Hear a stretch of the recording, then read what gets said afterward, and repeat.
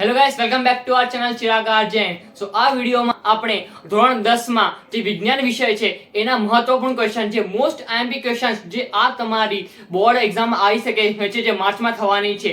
આ જે ક્વેશ્ચન અમે બનાવેલા છે એ જે જૂના પેપર છે એમાંથી જ નીકાળ્યા છે ઓર જેવા પણ નવા ક્વેશ્ચન આવતા જશે અમે એડ ઓન કરતા જઈશું. એટલે અમારા વોટ્સઅપ ગ્રુપમાં તમે જોઈન થઈ જાઓ એટલે તમને એમાં સોલ્યુશન અને બીજા વિષયના આઈએમપી પર તમને મળી જશે. એક પણ આઈએમપી પર ડિપેન્ડ ના રહેતા. અગર તમારે સારા માર્ક્સ લાવે છે મોસ્ટ બધા ટોપિક કરો और जो હું કહું છું એના પર વધારે ફોકસ કરજો કારણ કે એની શક્યતા વધારે છે આવવાની. ચલિए સ્ટાર્ટ करते हैं. તો ચાલુ કરીએ આપણે ચેપ્ટર 1 માં રાસાયણિક પ્રક્રિયાઓ અને સમીકરણો. ચેપ્ટરનું જે નામ છે એના વિશે તમને માહિતી હોવી જોઈએ. રાસાયણિક પ્રક્રિયા શું છે એ તો કરી જ લેજો.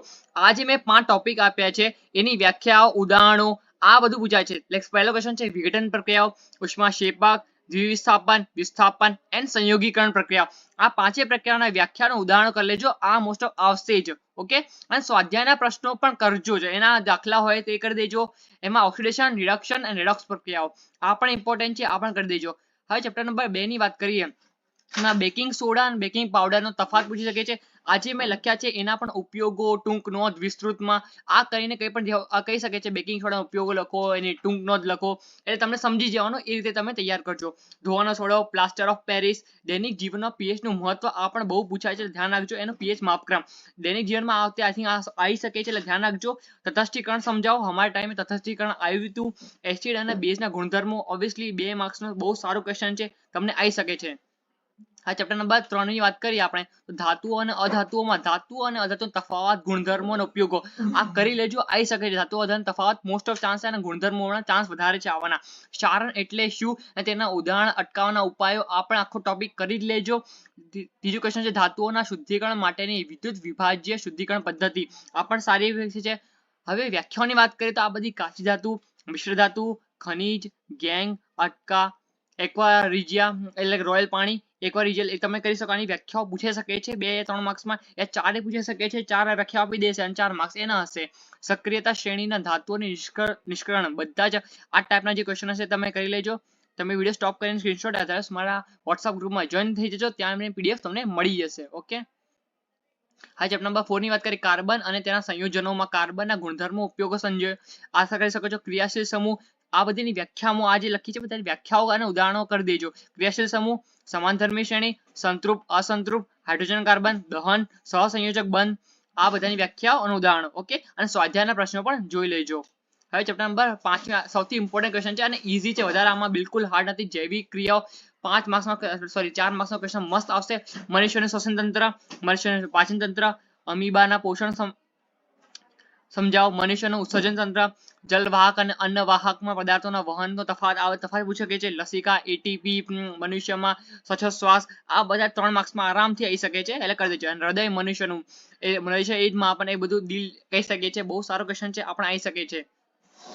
ચેપ્ટર નંબર 6 ની વાત કરીએ. નિયંત્રણ અને સંકલનમાં પરાવર્તન, આવર્તન, પરાવર્તનની કમાન્ડ સમજાવો. આ ચેતાકોષોના કાર્યો, સંરચના, આકૃતિ દોરી આ ક્વેશ્ચન પણ આવી શકે છે. મનુષ્યનું મગજ સૌથી વધારે ઇમ્પોર્ટન્ટ ક્વેશ્ચન છે. આ તો કરીને જજો, આવી શકશે. ઓકે, ચેપ્ટર નંબર 7 ની વાત કરીએ તો સજીવો કેવી રીતે પ્રજનન કરે છે. આમાં નર અને પુરુષ આ બંને મોસ્ટ ઓફ કરી દે. આમાંથી બે તો આપશે જ. અને ગર્ભધારણ રોકવા માટેની અને માનવ વસ્તી નિયંત્રણ આ બંને પણ સારું 3 માર્ક્સનો ક્વેશ્ચન બની શકે છે અને 2 માર્ક્સમાં પણ આવી શકે છે. અને બાકીના સ્વાધ્યાયના પ્રશ્નો જરૂર જોજો. ચેપ્ટર 8 માં મેં કીધું સ્વાધ્યાયના પ્રશ્ન નાના 2 માર્ક્સમાં આવી શકે છે, વધારે નાનામાંથી કંઈ આવતું નથી. ઓકે, ચેપ્ટર નંબર 9 માં તો અંતર્ગોળ આવીશું, બહિર્ગોળ આવીશું. આમાંથી એક પ્રશ્ન તો આવશે જ.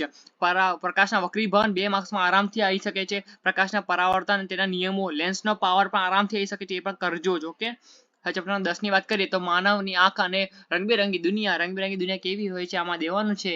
માનવ આંખ આ આઈ થિંક મોસ્ટ 4 માર્ક્સનો ક્વેશ્ચન બહુ જ સારો છે, આ આવશે જ એટલે કરી લેજો.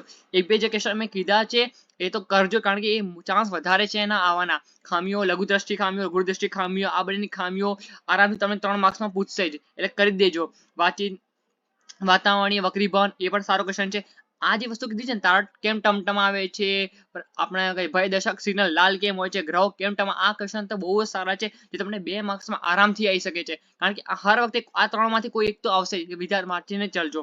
વિદ્યુતમાં જો તો વિદ્યુતમાં વ્યાખ્યાઓ પૂછી શકશે તમને. વિદ્યુત પ્રવાહ, વિદ્યુત ભાર ની વ્યાખ્યાઓ, એના ઉપયોગો જે પણ એ ટાઈપના આવી શકે છે.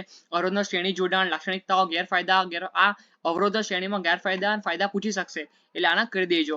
વિદ્યુત સ્થિતિમાન, ઓહમનો નિયમ, આ પણ સારો ટોપિક છે, એ તમે કરી શકો છો.